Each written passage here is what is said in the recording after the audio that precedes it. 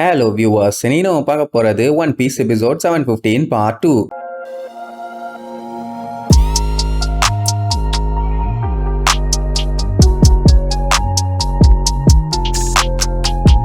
Open பண்ணா போன பாட்டுல பிராங்கிய அந்த சீனியர் பிங்க்ங்கிறவன் தூக்கி அடிச்சு ஒரு பெரிய சம்பவமா ஒண்ணு பண்ணான். உடனே அவன் ஆளுகள்லாம் ஆஹா ஓஹோன்னு அவனை பாராட்டி தள்ளுவாங்க. அவங்க லிட்டில் பீப்புள்ஸ் எல்லாம் ரொம்ப ஃபீல் பண்ண ஆரம்பிச்சிருவாங்க. ஏன்னா இப்போதைக்கு இவங்களுக்கு இருந்த ஒரே ஹோப் அவன் மட்டும்தான். அவனுமே இப்ப மட்டையாயிட்டானா ஸ்மைல் ஃபேக்டரியை யாரு காலி பண்ணுவா? அது ஒன்னு இருந்தாலே போதுமே. டோஃப்ளமிங்கா அடுத்தடுத்து எல்லாத்தையுமே சரி பண்ணிடுவானே. அப்புறம் இவ்வளவு இவங்க கஷ்டப்பட்டது எல்லாம் வீணா போயிடும். சரி ரைட்டுன்னு அவன் பாட்டுக்கு பொறுமையா வரும்போது திடீர்னு பிராங்கி கண்ணை துறப்பான். கண்ணு அப்படியே ரெட் கலர் லைட்ல எரியும். மட்டையாயிட்டான்னு நினைச்சு அழுதுட்டு இருந்தவங்க எல்லாம் இப்ப ஷாக் ஆயிருவாங்க. என்னன்னா பையன் கெத்தா எந்திரிச்சு கண்ணா நீ அடிச்சு என் மண்டைய உடச்சிட்ட, இனி இப்ப என்னோட டேர்னுமா அப்படின்னா பிராங்கிய இன்னுமே அவன் காலி பண்ணல. சீனியர் பிங்க் எல்லாம் அப்பயே சொல்லிடுவான் நான் தோத்துட்டேன்னு. ஏன்னா இப்ப அவன் இருக்க நிலைமைக்கு ஓங்கி ஒரு குத்து குத்துனாலே போதும் அங்கேயே பிளாட்டு திருப்பி எப்படியே சண்டை போட முடியாது. அதனால கையை கட்டிக்கிட்டு நின்றுவான். அப்போ பிராங்கி வந்த வேகத்துல அயன் பஞ்சுன்னு சொல்லி சும்மா குமுறுன்னு அவனை குமுறி எடுப்பான். அடி எப்படி விழுன்னா மழை பெய்யற மாதிரி விழுந்துட்டு இருக்குது. கேப் விடாம செதுக்கிட்டு இருக்கான். மலைன்னு ஒண்ணு அவனுக்கு ருசியன் தான் ஞாபகத்துக்கு வர்றா. அது வேற யாரும் இல்ல அவனோட ஒய்ஃபு.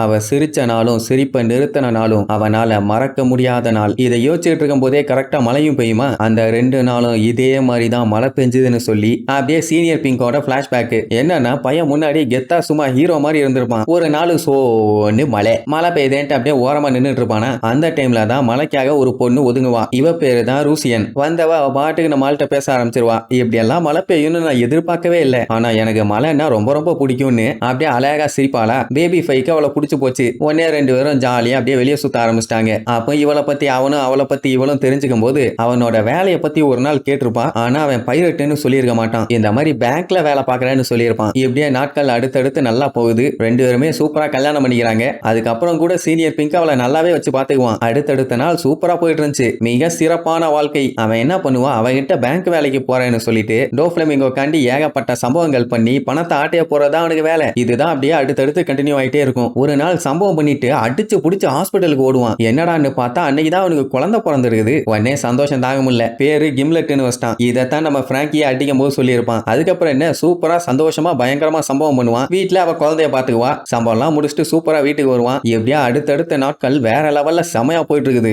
ஒரு நாள் சீனியர் பிங்க் எப்பவும் போல சம்பவம் பண்றதுக்காக கிளம்பிட்டான். ஆனா அன்னைக்கு என்ன ஆச்சு, குழந்தைக்கு உடம்பு சரியில்லை. சரியான ஃபீவர், பயங்கரமா அழுதுகிட்டு இருக்குது. அவளுக்கு என்ன பண்றதுன்னு தெரியாம அலாதன்னு சொல்லி சீனியர் பிங்க் வேலை பார்க்கிற பேங்குக்கு பயங்கரமா போன் அடிச்சிருப்பா. அப்படியே கட் பண்ணி சில பல நாட்களுக்கு அப்புறம் காட்டுறாங்க. இடி மின்னல் காத்துன்னு அந்த இடமே பயங்கரமா இருக்குது. ரொம்ப நாள் வேலையை முடிச்சுட்டு சீனியர் பிங்க் வந்து பார்த்தா குழந்தை செத்து போச்சாமா. எப்போ என்னன்னு கேட்டோன்னா 1 வாரத்துக்கு முன்னாடி தான். நீங்க எதுவுமே சொல்லாம போயிட்டீங்க. கிம்லெட்டோட டெம்பரேச்சர் பயங்கரமா ரைஸ் ஆக ஆரம்பிச்சிருச்சு. நானும் ஹாஸ்பிட்டலுக்கு தூக்கிட்டு போனேன். ஆனா அவனை காப்பாற்ற முடியலன்னு பயங்கரமா அழுவா. அதுக்கப்புறம் சீனியர் பிங்க பார்த்து நீ பொய் சொல்லியிருக்க, நீ பொய் சொல்லி ஏமாத்திருக்கன்னு பயங்கரமா கத்துவா. என்னடான்னா அவ பேங்குக்கு கால் பண்ணால. அப்படி கால் பண்ணி கேட்டதுக்கு அப்படி ஒரு நாதாரி எங்க பேங்க்ல வேலையே செய்யலங்கன்னு சொல்லியிருப்பாங்க. என்ன ஏன் ஏமாத்தின, உண்மையை சொல்லு, நீ என்ன பண்ணிட்டு இருக்க, உன்னோட வேலை தான் என்ன, இந்த பணம் எல்லாம் எங்க இருந்து வருது, எப்படி சம்பாதிக்கிற, என்ன மாதிரி காசுல நான் வாழ்ந்துகிட்டு இருக்கேன்னு அழுதுகிட்டே கேட்பான். ஆனா அவன் எதுவுமே சொல்ல மாட்டான். ஆனா அதுக்கப்புறம் கடுப்பாயி நீ டேடியா இருக்கலாம் தகுதியே இல்லாதவன், இனிமேட்டு உன் கூட நான் இருக்க மாட்டேன்னு சொல்லி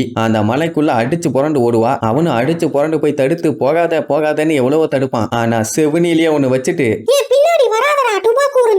அப்படின்னு பச்சையா திட்டிட்டு அந்த காட்டுக்குள்ள ஓடிட்டான். அட இவனாச்சும் பின்னாடி ஃபாலோ பண்ணி ஓட வேண்டியதானே. அதை விட்டுட்டு அப்படியே அவன் திட்டினதுல ஷாக் ஆகி நின்றுவான். என்னன்னா அவன் ஏன் அவகிட்ட பொய் சொன்னான்னா பைரட்டை பத்தி அவகிட்ட கேட்கும் போது உயிரே போனாலும் சரி பைரட்ஸ்னா எனக்கு சுத்தமா பிடிக்காதுன்ட்டா. இப்படி சொன்னான்னா அவன் என்ன பண்ணுவான், அவளுக்காண்டி பொய் தானே சொல்லுவான். அதைத்தான் பண்ணான். அவ காட்டுக்குள்ள எந்த சைடு போனான்னு தெரியல. இந்த கிறுக்கு பையன் ஸ்டன் ஆகி நின்னுட்டா. அதுக்கப்புறம் போய் ரூசியன்னு தேடுன்னு தேடுவான். எங்க போனானே தெரியல. ரொம்ப நேரமா வளைச்சு தேடி பார்த்துட்டு மலையே நின்னு போச்சு. சரி ரைட்டு எப்படியும் திருப்பி வீட்டுக்கு வந்திருப்பான்னு நம்பி வீட்டுக்கு வந்து பார்த்தா அங்கேயும் இல்ல. உடனே ரூசியன்னு சொல்லி ரொம்ப சோகத்துல இருக்கும்போது போன் கால் வரும். என்னன்னு அட்டன் பண்ணா ஹாஸ்பிட்டல்ல இருந்து உடனே வாங்க எமர்ஜென்சி வாங்க. அடிச்சு புடிச்சு அங்க போவான். அங்க போனா டாக்டர் ஒரு பெரிய குண்டு தூக்கி போடுவாரு. என்னன்னா மலையில அவ தப்பிச்சு ஒன்னால அவள மட் ஸ்லைடு ஒன்ல மாட்டிட்டா. அதுக்கப்புறம் அவளை படாத பாடுபட்டு காப்பாத்தி கொண்டு வந்திருக்காங்க. இப்ப அவன் நிலைமை ரொம்ப மோசம். சொல்ல போனா சீரியஸான கண்டிஷன்ல இருக்கா. கிட்டத்தட்ட கோமா ஸ்டேஜ்னு வச்சுக்கோங்க. எல்லாத்தையுமே அவளால பார்க்க முடியும் கேட்க முடியும். ஆனா அவளோட ஃபீலிங்ஸ் எதையுமே வெளியில வெளியில கொண்டு வர முடியாது. இது கொஞ்சம் வித்தியாசமான வினோதமான கேஸ் தான். அண்ட் அது மட்டும் இல்லாம அவ பாடியும் ரொம்ப வீக் ஆயிருச்சு. இன்னும் எவ்வளவு நாளைக்கு தாங்கும்னு தெரியல.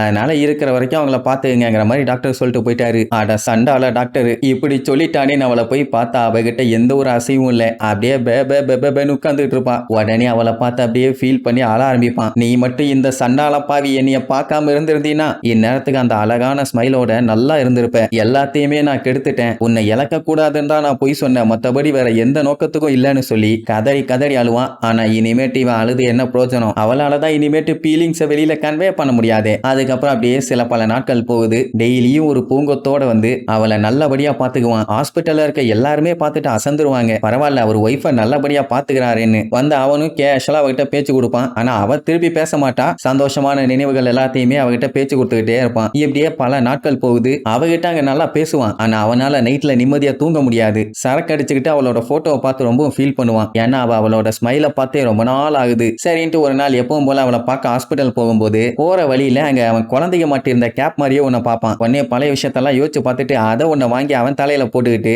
அவன் முன்னாடி போய் இதைத்தானே கிம்லெட் போட்டிருந்தான், நானும் அப்படியே இருக்கானா இனிய பாருன்னு சொல்லி அப்படியே ஜாலியா பேசுவான். அவ எந்த ஒரு அசைவும் இல்லாம அப்படியே தான் உட்காந்துட்டு இருப்பான். இப்ப அவன் எதுக்கு இதை பண்றான்னா அவன் மறுபடியும் சிரிக்கணும் அப்படிங்கறக்காக. ஆனா எதுவுமே ஒர்க் அவுட் ஆகலன்னு உடனே அப்படியே அந்த கல்ட்ட போவான். அந்த டீமுங்கும் போது அப்படியே லைட்டா ஸ்மைல் பண்ணுவா. அவளோட கண்ணுல மூமெண்ட் இருக்கும். உடனே அவனுக்கு ஷாக்கு தாங்க முடியல. அதனாலதான் குழந்தையோட கெட்டப்ல அவன் சுத்திட்டு இருக்கான். சோ எப்படி அந்த அடி வாங்குற டைம்ல கடைசியா அவன் ஒய்ஃப் ரூசியன் சிரிச்சதை யோசிச்சு பார்த்துட்டு கேப் விடாம நம்ம பிராங்கி கிட்ட அடி வாங்குவான். அவ்வளவுதான். நெக்ஸ்ட் எபிசோட்ல மீட் பண்ணலாம். டாடா.